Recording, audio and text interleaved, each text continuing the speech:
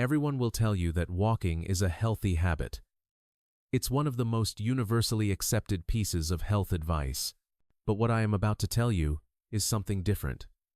Something that may challenge a lifetime of belief. The very times of day that we instinctively believe are best for a walk may, in fact, be silently damaging your brain. That invigorating walk in the crisp, early morning air, the brisk stroll in the bright midday sun to produce vitamin D, or perhaps the calming constitutional late at night to aid digestion. Every single one of these habits could be a pathway to harming your brain. When most people hear this, they are understandably shocked. It's difficult to accept that a habit you've believed to be unequivocally good for your entire life could actually be a problem. But this is not a theory. It is a fact I have confirmed directly through 30 years of dedicated vascular research. My name is Dr. Marcus Thorne. For 3 decades, I have been a lead researcher at the Institute for Cognitive Longevity, where my work has focused on tracking cerebrovascular changes in senior populations. Over the course of my career, I have studied the brains of thousands of individuals over the age of 60, and in that time, I have discovered a truly astonishing fact. Among people who follow the exact same walking routine, some will experience a rejuvenation of the brain, while others will see their cognitive function decline. At first, my team and I assumed this was simply due to individual differences in genetics or underlying health conditions. But as we analyzed the data more deeply, a clear and powerful pattern emerged. The single greatest factor determining whether a walk was beneficial or detrimental was the time of day it was performed. From a clinical standpoint, I can tell you that after the age of 60, the blood vessels in your brain are not as flexible as they once were. When you were younger, your arteries and veins had a youthful elasticity, allowing them to adapt easily to sudden changes in blood pressure. As you age, that adaptive capacity diminishes. Therefore, the very same walk can have a completely different impact on your brain depending on when you do it. Just think about the information flooding our health programs and the internet. The advice is almost always a simple, unqualified mantra. Walk more. Walk 10,000 steps a day. Wake up early and get your walk in before the day begins. This advice is everywhere. But what this well-meaning advice critically fails to address is when it is safe to walk. And this, I believe, is a monumental problem. A walk started with the best of intentions can end up exhausting your brain cells, contributing to memory loss and dizziness. In the most severe cases, it can even elevate the risk of a cerebrovascular accident, like a stroke. Yet, the vast majority of people are completely unaware of this danger. The most disheartening aspect of my research has been witnessing people who are working diligently to protect their health, inadvertently harming it because they are following outdated or incomplete advice. I have seen a particularly high number of patients who are dedicated early morning walkers complain of dizziness and headaches. There is a truth that I have known for years but have found difficult to articulate against the tide of popular wisdom. It is this. Embedded within our common sense understanding of a healthy walk are practices that are toxic to brain health. Even within the medical community, this is a relatively new area of focus, with a significant amount of revealing research emerging only in the last few years. But please, do not be alarmed. The purpose of this discussion is to empower you with accurate information. Even if you have been following a harmful routine for years, your brain has a remarkable capacity for recovery. All you need to do is make a change. Starting now, our brains are far more resilient than we give them credit for. If we simply provide them with the right conditions, they can and will heal. I want this crucial information to reach as many people as possible. Health knowledge is most powerful when it is shared. Think for a moment about your own routine. When do you typically go for a walk? I, too, used to believe that waking up at the crack of dawn for a walk was the pinnacle of a healthy lifestyle. My own father was a man who, for his entire adult life, rose at 5 a.m. to walk a loop around our neighborhood. He lived a vibrant and healthy life until he was 80, so I naturally assumed his early morning walks were a key to his longevity. However, as my research progressed, I began to notice a recurring pattern among my study participants. Many of the early morning walkers, despite their discipline, would consistently report feeling tired, heavy-headed, and unable to get a deep, restorative night's sleep. Initially, I dismissed it as a simple consequence of aging. After all, it's natural for the body to feel different as the years go by, but I couldn't shake the feeling that there was something more to it.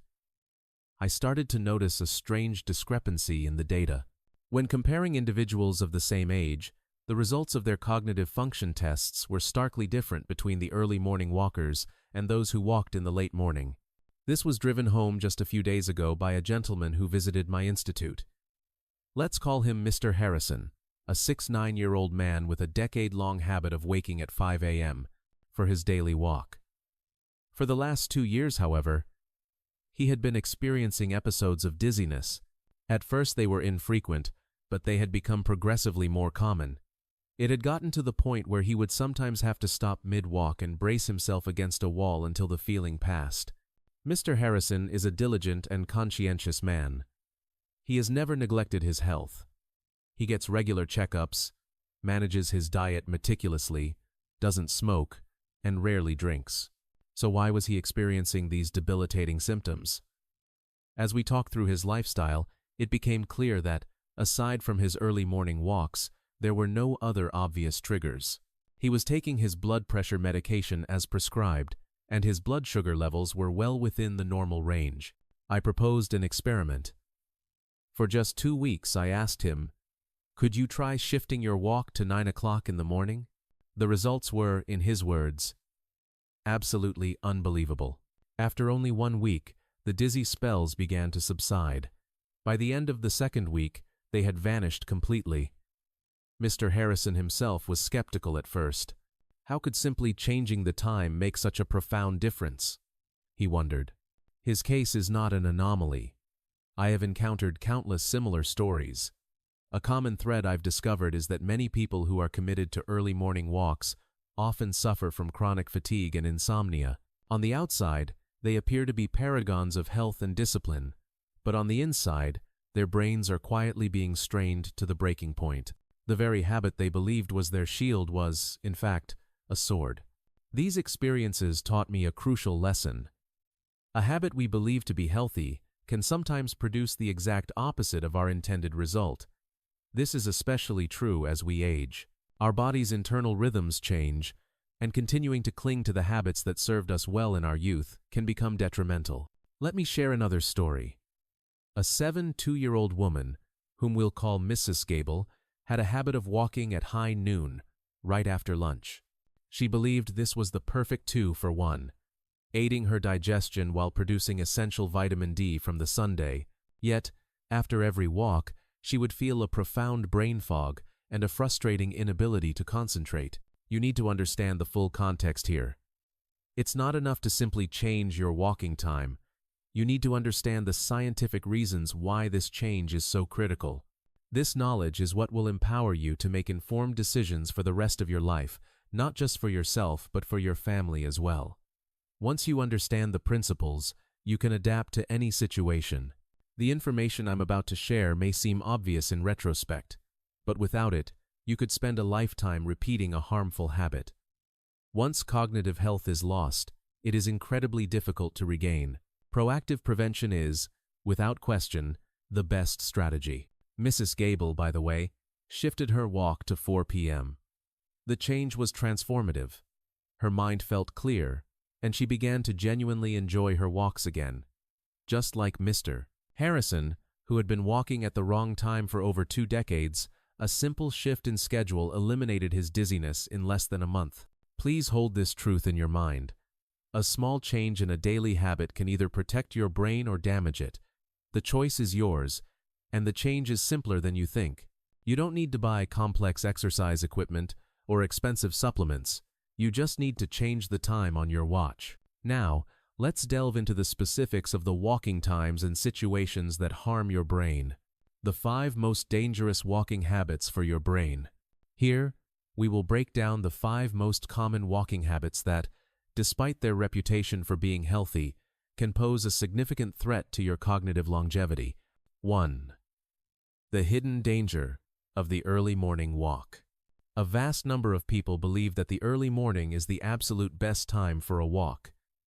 They cite the clean air and the quiet solitude as ideal conditions. From the perspective of brain health, however, this is arguably the most dangerous time of day. Let me explain precisely why.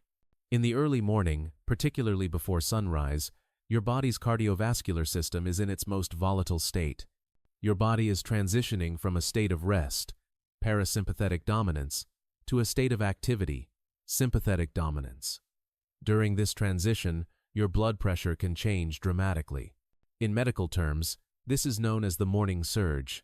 From approximately 4 a.m. to 10 a.m., your blood pressure naturally reaches its highest point of the entire day. When you suddenly engage in physical activity during this period of peak pressure, you place an excessive burden on your cerebrovascular system. Research published by the Department of Cardiovascular Medicine at the University of Tokyo has identified this morning blood pressure variability as a primary risk factor for vascular damage in middle-aged and older adults. The study emphasizes that after age 60, when vascular elasticity has decreased to roughly half that of a 20-year-old, this period is especially hazardous. Furthermore, data from the Japan Stroke Association shows that the incidence of strokes is most concentrated between the hours of 6 a.m. and 12 p.m. Let's look at the case of a 6'8" man we'll call Mr. Chen. For 10 years, he maintained a strict habit of waking at 5 a.m. for a 30-minute walk. For the first few years, he felt fine. But after turning 65, he began to experience frequent dizziness. He specifically noted that about 10 minutes into his walk, his head would feel foggy, and he would experience heart palpitations.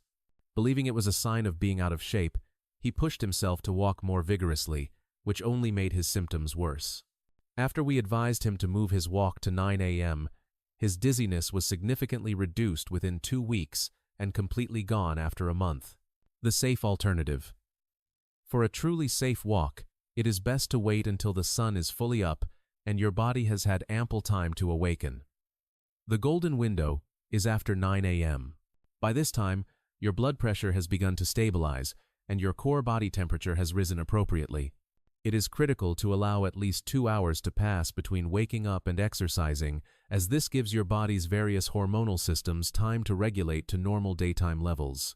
Walking at this time is also more effective for vitamin D synthesis and reduces the risk of accidents due to better visibility. A crucial point: never walk on an empty stomach. Low blood sugar, hypoglycemia, can exacerbate these risks. A light snack before you head out is essential. A banana, a glass of milk, or a piece of toast is sufficient. And if you take blood pressure medication, it is wisest to wait at least 30 minutes after taking your dose before you begin your walk. 2. The hidden pitfall of the midday walk. Walking at high noon, often right after lunch, is another very common habit. People believe they are maximizing their vitamin D production and getting in some exercise. However, this is another practice that can be detrimental to the brain. At midday, your core body temperature rises sharply. In response, your body initiates a process of thermoregulation. It dilates the blood vessels in your skin to release heat, which shunts a significant volume of blood away from your internal organs, including your brain. This can lead to a noticeable reduction in cerebral blood flow. The period between 12 p.m. and 3 p.m. is when the ambient temperature is at its highest, and your body must expend a great deal of energy just to stay cool. When you add the dehydrating effect of the heat, you create a perfect storm for a state of compromised brain function. A report published by the Japan Agency for Medical Research and Development found that midday activity in the summer increases the incidence of dizziness from dehydration and heat by more than 3-fold. Furthermore, research from the Japan Geriatric Society notes that because the thermoregulatory capacity of seniors can be as low as 60% of that of a younger person, the danger is significantly magnified. They report that the risk of heat stroke increases dramatically when the temperature rises above 82 degrees Fahrenheit, 28 degrees Celsius. Consider the case of Mrs. Miller, a 72-year-old woman who had a strict habit of walking around her residential complex from 1 p.m. to 2 p.m. every day, rain or shine. She was consistent year-round, but she noted that during the summer, She would always feel a sense of brain fog and a lack of focus after her walks. She had always attributed it to her age. When she shifted her walking time to 4:30 p.m., the change was immediate and profound. Her head felt clear, and the walk felt much easier and more enjoyable. The safe alternative. Choose the times of day when the sun is less intense and the temperature is more moderate. The ideal windows are generally between 9 a.m. and 11 a.m. and between 4 p.m. and 6 p.m. During these times, your body temperature is more stable, and cerebral blood flow is more consistent. The afternoon window is particularly effective, as your body is already fully warmed up from the day's activities, making the exercise both more efficient and safer. The UV index is also much lower than at midday, which is better for your skin health. In the summer, always wear a hat, carry sufficient water, and choose a route with plenty of shade. Remember that on humid days, the feels-like temperature can be 10 degrees Fahrenheit, 5 degrees Celsius, higher than the actual temperature, so extra caution is required. 3. The double-edged sword of the late-night walk. Many people enjoy a walk late in the evening, perhaps after watching the news. They feel it helps with digestion and will make them sleepy. However, this habit presents two significant problems. It dramatically increases the risk of falls, and it simultaneously wakes up the brain, severely interfering with sleep. At night, your field of vision is restricted, making it much harder to perceive your surroundings. Small obstacles on the ground can easily lead to a fall. Moreover, late-night exercise activates the sympathetic nervous system, your body's fight-or-flight response, which has an awakening effect on the brain. A fundamental principle of sleep medicine is to avoid vigorous activity for at least 3 hours before bedtime. A large-scale study published by the American Academy of Sleep Medicine found that physical activity after 9 p.m. delayed the secretion of the sleep hormone melatonin by an average of 2 hours. It also showed a reduction of over 30% in the proportion of deep sleep, which is the most restorative stage of sleep. For individuals over 60, sleep quality has a direct and immediate impact on memory and cognitive function, making this disruption particularly damaging. Materials from the Japanese Society of Sleep Research even warn that late-night exercise could potentially increase the risk of dementia. A 70-year-old woman, let's call her Mrs. Davis, had a habit of walking around her neighborhood between 9:30 and 10 p.m. She thought it would help her sleep better, but the reality was the exact opposite.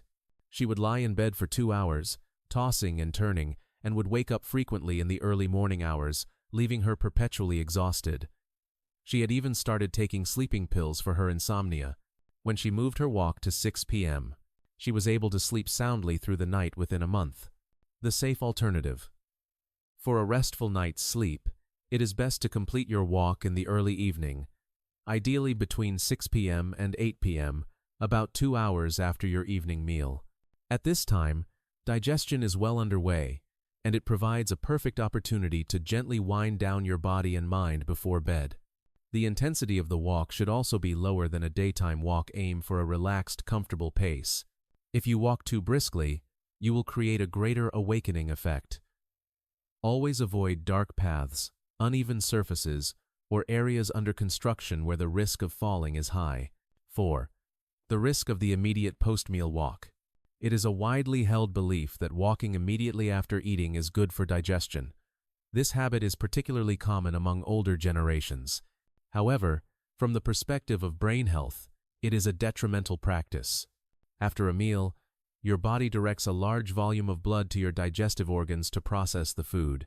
This means that the blood flow to your brain is significantly reduced. If you then start exercising, your muscles also demand an increased blood supply, placing your brain in a state of severe blood deficit.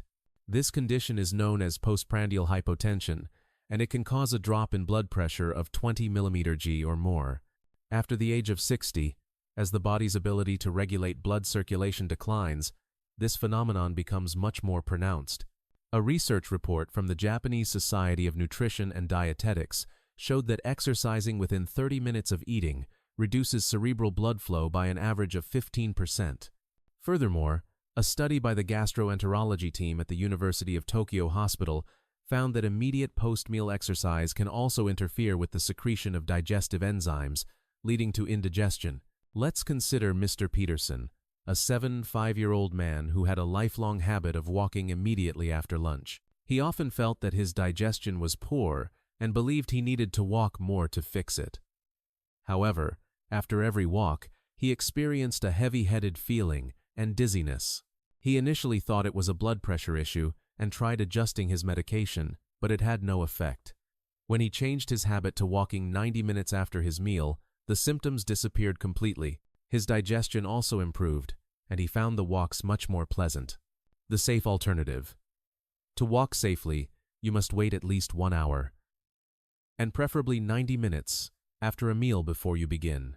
By this time, the most intense phase of digestion is over, and blood distribution in your body has started to normalize. If you've had a particularly large or fatty meal, it's safer to wait 2 hours. During this waiting period, you can engage in light activities like stretching or reading. 5. The compounded risk of the solitary remote walk. Many people prefer to walk on quiet, secluded paths. They enjoy the peace, the fresh air, and the connection with nature. From a safety perspective, however, this carries a multitude of risks. On a remote path, if you fall or experience a sudden medical emergency, it is difficult to get help quickly. This is especially true for seniors, whose sense of balance may not be as good as it once was, making them more susceptible to tripping on a small rock or root. A sudden dizzy spell due to a drop in blood pressure or blood sugar can also occur, and if there is no one around to help, it can lead to a serious accident. Statistics from the Japan Consumer Information Center show that 68% of falls involving individuals over 60 occur in sparsely populated remote areas. Mountain trails and secluded sections of parks are particularly high-risk locations. Furthermore, data from emergency medical societies show that if the time between the onset of an emergency and the arrival of help exceeds 10 minutes, the chances of a full recovery drop precipitously. Mr. Ito, a 73-year-old man, loved to walk alone on a secluded trail on a hill behind his house. He loved the quiet and the fresh air. One day, he slipped on a patch of wet leaves and badly twisted his ankle. There was no one around, and he had to wait for over 30 minutes in pain until another hiker happened to pass by. He was lucky to be found, but since then, he has stuck to the well-populated walking paths in his local park. He says he feels much safer and more at ease. The safe alternative. Choose well-lit, well-maintained paths where there are a moderate number of other people, such as park trails or sidewalks within a residential complex. Choose a location where you can get help quickly if you need it. Areas with CCTV cameras or a nearby management office are also good choices. If you want to enjoy nature, opt for well-developed urban parks or riverside promenades. Always carry a mobile phone, and whenever possible, walk with family or a neighbor. If you do walk alone, stick to places where you are visible and let a family member know your route before you leave. The 5 pillars of a brain-healthy walking habit. Now that we have covered the dangerous habits, let's focus on the positive. Here are the 5 core principles for a walk that not only protects, but actively enhances your brain health. 1. The golden hours. The safest times for your brain. Based on the scientific evidence, the 2 time windows that are most ideal for brain health are 9 a.m. to 11 a.m., 4 p.m. to 6 p.m. The morning window is optimal because your brain, after a full night's rest, is becoming active and your hormone levels have normalized. The afternoon window is effective because your body is already warmed up from the day's activities, making exercise more efficient and safe. During both of these periods, your blood pressure is at its most stable, your core body temperature is appropriate, and cerebral blood flow is smooth and consistent. You should also make slight adjustments for the seasons. In the summer, favor the morning hours. In the winter, the afternoon hours are often more pleasant. 2. The essential warm-up. Preparing your body for movement. A pre-walk warm-up is non-negotiable. As we age, our joints and muscles become stiffer, making them more susceptible to injury from sudden movements. A 5-minute investment in a warm-up can protect your health for a lifetime. Start with gentle stretches at home before you even step outside. Raise your arms overhead for a full-body stretch to improve circulation. Gently roll your neck and shoulders. Perform a few light knee bends and ankle rotations. Without a proper warm-up, you risk injuring your Achilles tendon, calf muscles, or knee ligaments. 3. Optimized posture and pace. Walking for your brain. How you walk is just as important as when you walk. Keep your back straight, your gaze fixed about 30 feet, 10 meters, ahead, and let your arms swing naturally. Slouching restricts your breathing, which reduces the oxygen supply to your brain. The ideal speed is a conversational pace. You should be able to comfortably hold a conversation with someone walking next to you. If you are too breathless to talk, you are pushing too hard. Walking too fast increases your body's oxygen consumption, which can paradoxically lead to a deficit of oxygen in the brain. The brain is the most oxygen-hungry organ in your body, and a steady supply is crucial. A moderate intensity, which corresponds to 50–70% of your maximum heart rate, is perfect for increasing cerebral blood flow without causing overload. 4. Smart hydration. Fueling your brain. Your brain is incredibly sensitive to your hydration status. Although it only makes up 2% of your body weight, it uses 20% of your body's water. Even a slight deficit can lead to a drop in concentration and dizziness. The key is to drink small amounts frequently.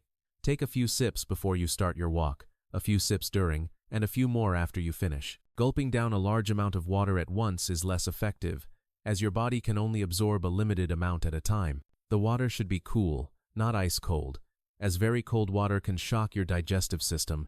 Make it a habit to carry a water bottle with you and to drink before you feel thirsty. The sensation of thirst is a signal that dehydration has already begun. 5. The crucial cool down. Aiding brain recovery. A cool down after your walk is essential for recovering from brain fatigue. Stopping abruptly can cause a sudden shift in blood circulation, leading to dizziness. This is particularly important for seniors, whose blood pressure regulation is less responsive. To cool down, gradually slow your pace over the last 5 minutes of your walk, ending with a slow meander.